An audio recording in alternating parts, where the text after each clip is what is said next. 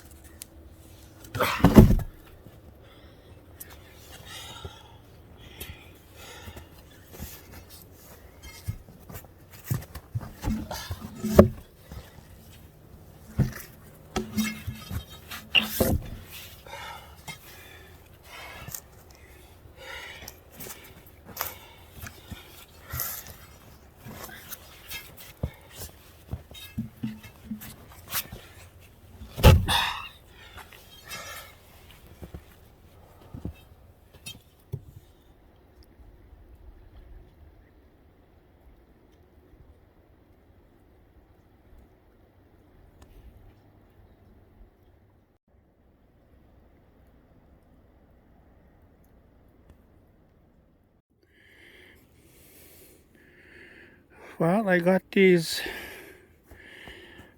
I got this one set. I'm going to add, I think, another 13 feet to the end, extend it that way. These are from this one to this one is 16 feet. So I have some aluminum frames.